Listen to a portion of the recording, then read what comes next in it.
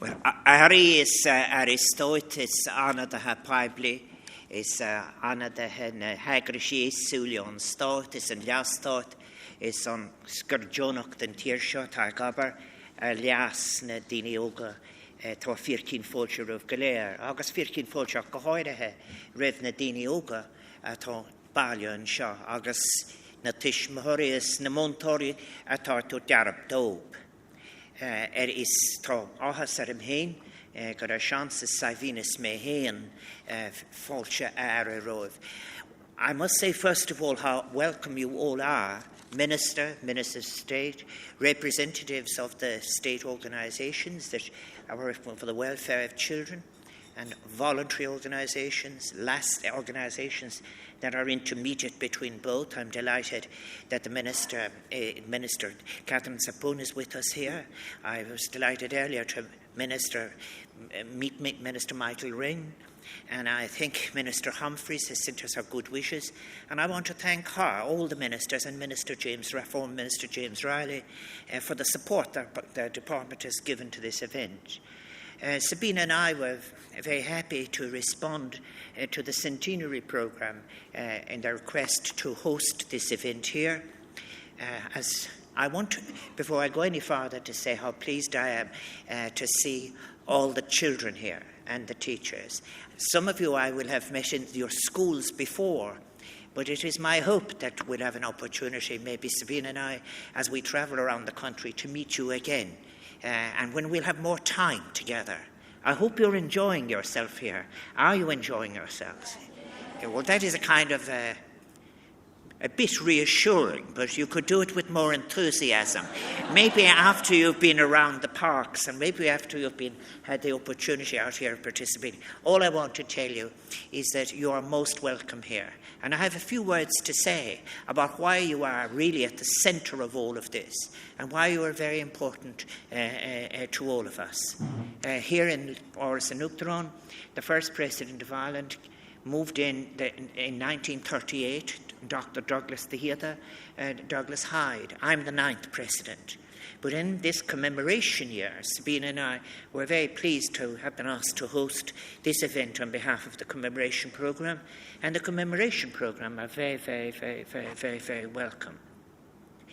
The word commemoration itself, we're commemorating, of course, the Rising, the significant event that led to the independence of our state. But also there are a number of children here from St. Paul's Community College in Waterford who won a competition across all schools run to go to the Somme, for example. And I had an opportunity of meeting some of them in the garden. My regret always is that I don't have time to spend even more time with all of you. But in the meantime, enjoy the performances that are taking place and enjoy your visit here. This is, of course, I was introduced by the Master, our MC for this today, Joe Duffy, because this is a very, very special event for the families of the children who lost their lives during Easter week, the children of the Rising. I had an opportunity of meeting some of them earlier, but may I say to them, and to them back through the generations since those children lost their lives, how very, very welcome you are and how central you are to what happens today. I think that as well, so therefore, if you like, we're remembering those children. What we'll say another word in a moment because it's important. That is, if you like, the past.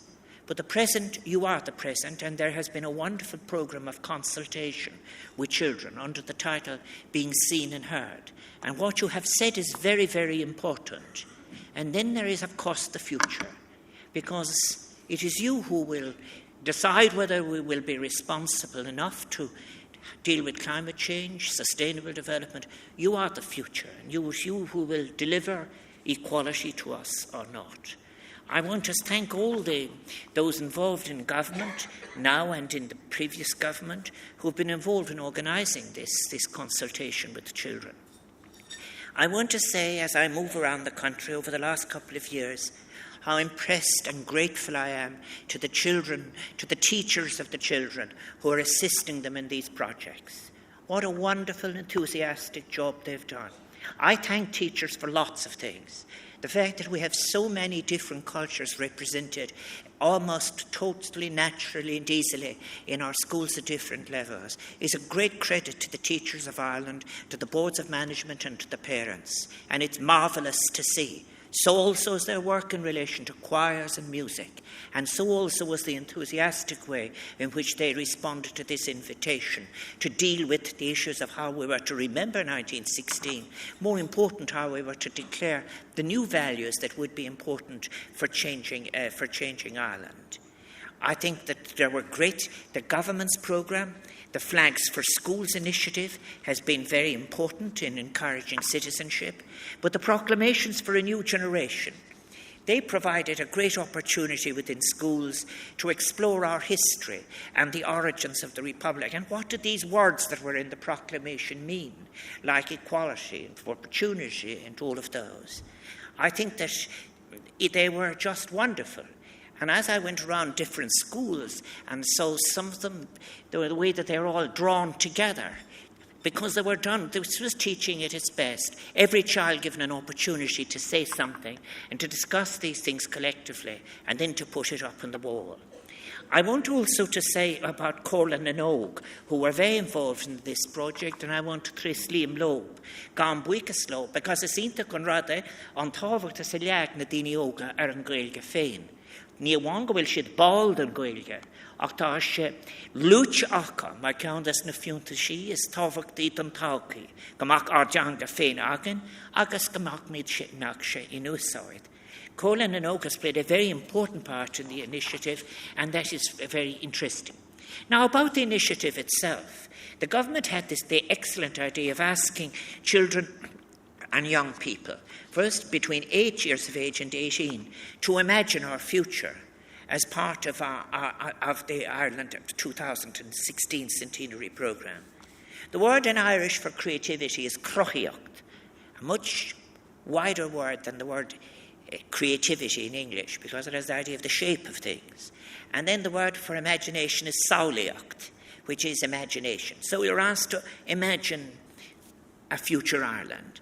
I think that the young people it's very interesting about young people. I think when I was writing my poems in the very early days, young people have a great imagination. Nothing frightens them. Just think of the difference, for example, between a young child holding a worm in the palm of its hand and an older person, maybe, and they're not frightened by anything. They have a great sense of wonder. So it's a good thing to ask them to use their imagination, their sense of wonder. And from around Ireland, the children who took part in that process were asked things that they like about Ireland, things that they don't like about Ireland, and things that they would like to change. And it was very, very interesting. This consultation included the whole of the island, and may I especially welcome those from Northern Ireland who have travelled south to join us today, because we live in a world that we all share. The children who took part in the consultation and those who are travelling with them, Firkin Forcher of Galere. But about what did they say they liked? They liked, for example, the sense of the country. They liked the beauty of the environment. They mentioned the ancient language, the history, culture, sports, dancing, and they also spoke about the warmth of the people. But you also spoke about inclusivity and the sense of community you felt about living in Ireland. This interested me very much because the very first project I had when I became President of Ireland in the 11th of the 11th, 2011, was a consultation with young people, being young and Irish. And it's very, very similar. And what comes out of it is the profound sense of ethics and the profound positive values that our young people had. What did they have at the top of their list? No more war. They had peace, and equality is not out of the top three in any of the different consultations. They also mention Ireland's freedom, but they're interested in freedom in the general sense of not just being free in a political way. They mentioned the green environment, and the Irish language is never lower than third. It's third or fourth in some of the different projects that went on. And that's very, very interesting, because some people say about it, oh, isn't the language very hard? Young people are totally in favour of it. And that is exactly the same finding that came out of my consultation earlier. And there's a lesson in that for all of the adults. Mora Wilshevich Genevanira Karkahashiv now taught Twi. You just have to get down to it and do what the young people are asking you. And that is, get on. And I'm delighted, by the way, to see and congratulate the new Ombudsman of Children here, on Dr. Rodmoldo in Firkin Fáilse Road. Is Barbanach don aber the Maker's Schule don Tao Key. And I think what were people worried about, as we all are? The list they had included drugs, alcohol abuse, smoking, racism, suicide, bullying and toxic waste.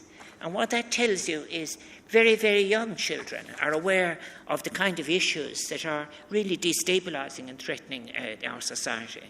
The teenagers were interesting too.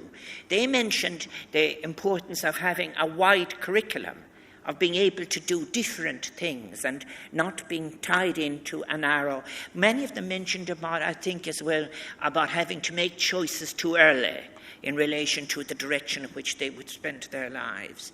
They mentioned Irish culture, language, again, music and sports.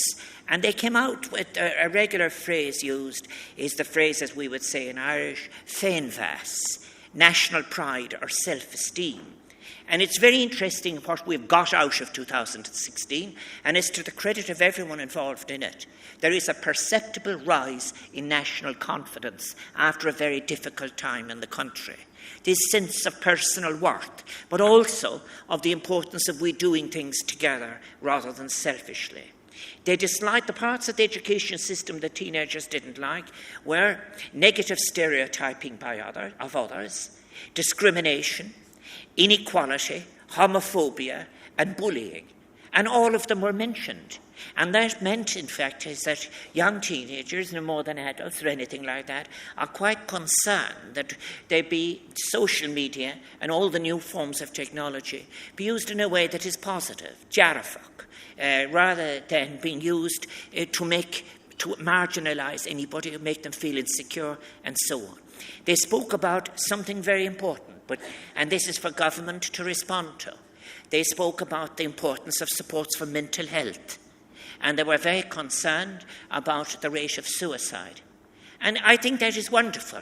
May I say to all of the young children here that the stamp you will put on the future is the sense of believing in things beyond yourself, transcendence, of being able to not be in... You're doing all these wonderful things, not just for yourself, but for yourself shared with others in Ireland, in Europe, in the world, and so forth. And that is very, very popular. The young people from both categories wanted the government to address issues of homelessness and poverty.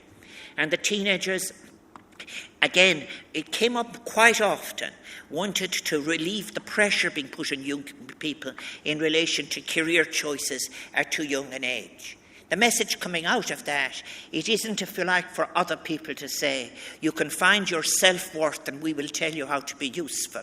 They wanted personal development to be recognised and to be central.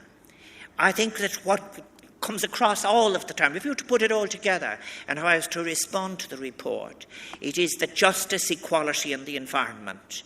Those three themes come out of it centrally.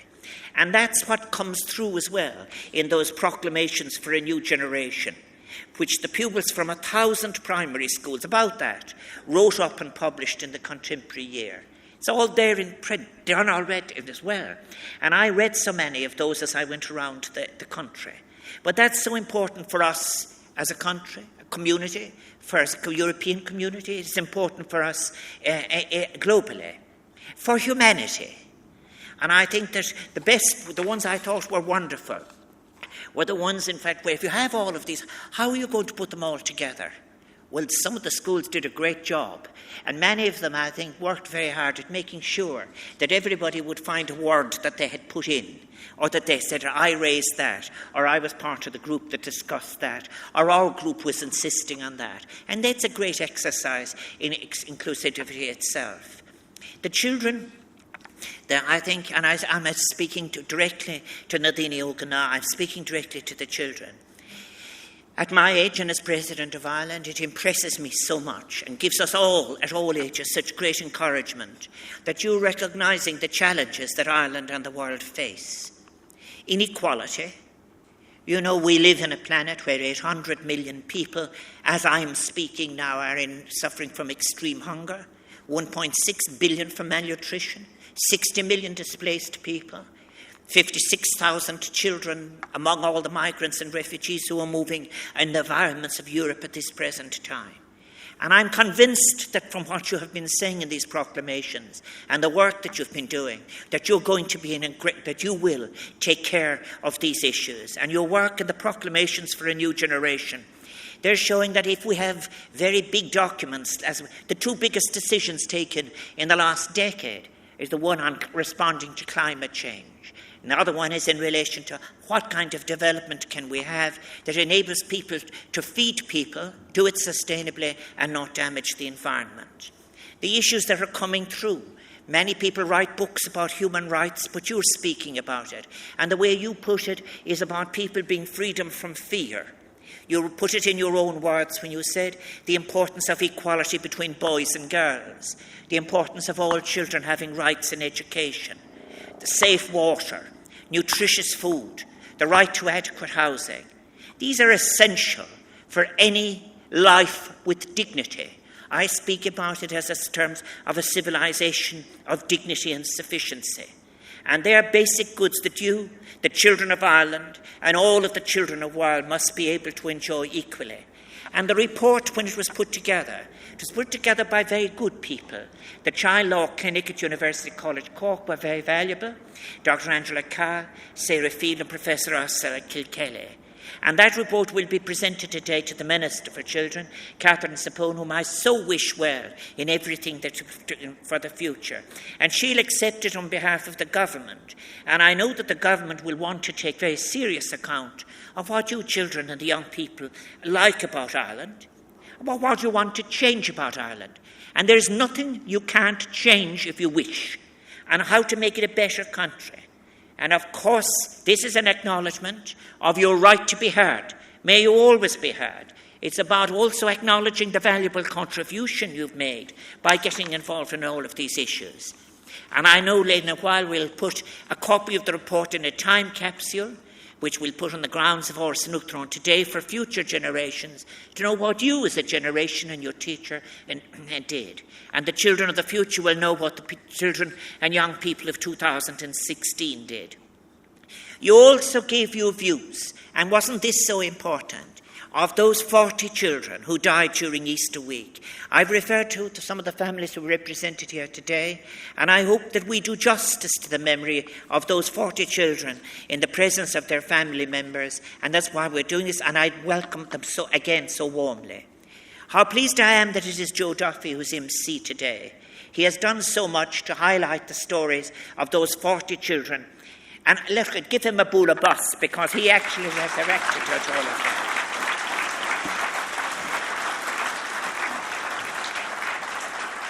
When people write descriptively looking back at that week in Irish history about what were the children doing, they were living impoverished lives. The children died before their time.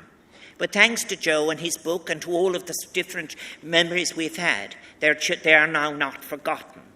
But I must always remember and remind people that theirs was a very difficult existence. Many lived in awful slums, some of the worst slums in the British Empire. At that time, 24,000 people, over a third of the population of Dublin, lived in one-room tenements in dire poverty. Some of them actually had a lodger in that single room. And 16 out of every 100 babies born at that time would not live to see their first birthday. And mothers would in fact have to make arrangements, keeping them until they had an opportunity to bring the baby to be buried, often in a shoebox. That was an extraordinarily high infant mortality rate for any European city at the time, one of the worst in the British Empire, as I've said. It was higher than any city in Britain.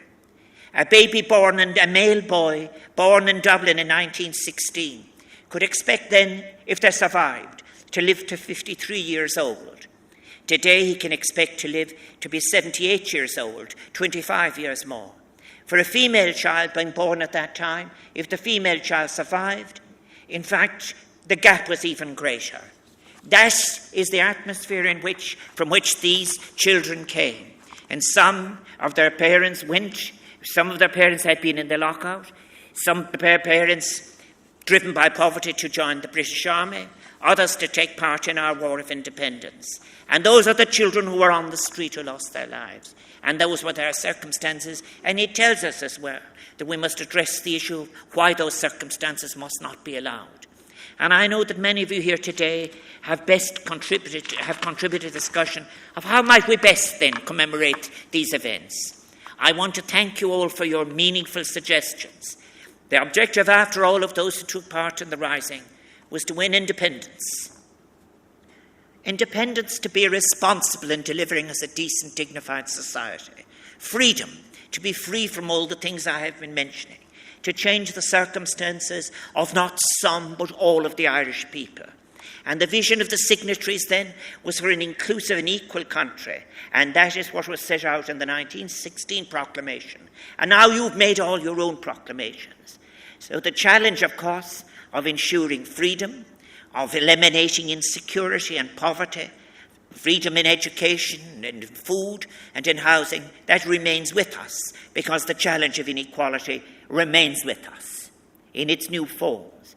And the best way for us to honour the memory of the children I've been mentioning is to ensure that we build on such progress as we've been able to make over the past century, so that the children of today and tomorrow are provided with the circumstances to live their lives in love and safety, with the dignity and respect that they deserve, and the opportunities to realise their dreams and flourish as human beings living with others, a child never being lonely or unloved, inclusive. And I say to the children of today that the 21st century belongs to you. It's on you we realise to realise the dreams of 1916, of building a true republic and a better Ireland than previous generations have been able to achieve. And I know that you will take better care of planet Earth than my generation has, or the generations that went before it.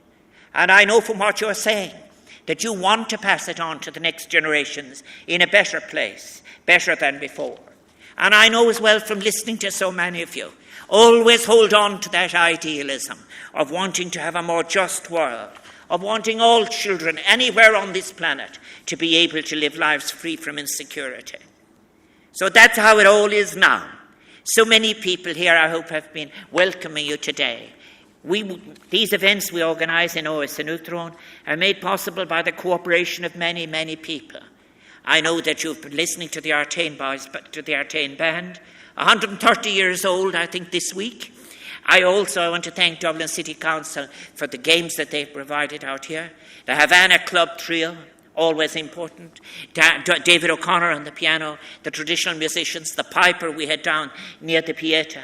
But I also want to Pádraig O'Harragon and Eamon Mullen, our traditional musicians.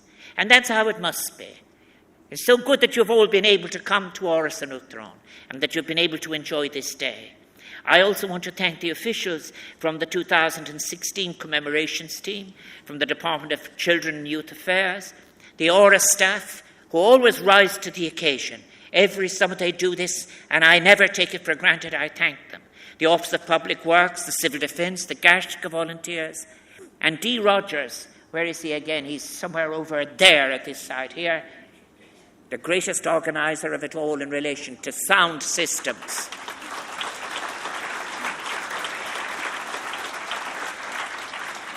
Huge demand internationally, but we hold on to him. I want to thank, of course, Joe Duffy, not just for his inspirational book and also, but how appropriate it was for making space to come along today. And I want to thank all of you here. I hope now that you've enjoyed yourselves. Feel confident, feel positive, and feel that you want, in fact, actually to talk and share about your citizenship. And don't just imagine a better Ireland. You'll deliver it. I'm very, very, very confident of that. And all the subjects you'll learn, they're all there for the changing. And all the things are there for doing differently. And we will get rid of all the old authoritarianism and every obstacle that's standing in your way. And I thank all the teachers and the parents and the boards of managements who are enabling this freedom to think to emerge, and may we all have the benefit of it. I want to just say as well, as I remember those boys and girls who died 100 years ago, you are not forgotten, nor are your parents, and I hope we have learned the lessons from your lives. So I want to say to you all again, gur míle maithagi asacht tíocht, ber bannacht an táchaí a gachrad a meid gur siúlagaí. Ní néile avrisar, mach an méid atá déanta gadísha, go mé sé mar baun má, das néni hétá táfachtach an táchaí. I'm so pleased that you've all been able to come here. Enjoy the day. And I think that hope you have a great memory of your visit to Oras and Uachtaráin. And I certainly hope that it isn't the last time we will meet. Our paths will cross in the future as you continue to go on and make all of your achievements. And I wish you every blessing in that and all who work with you. Gur míle maithagi, thank you.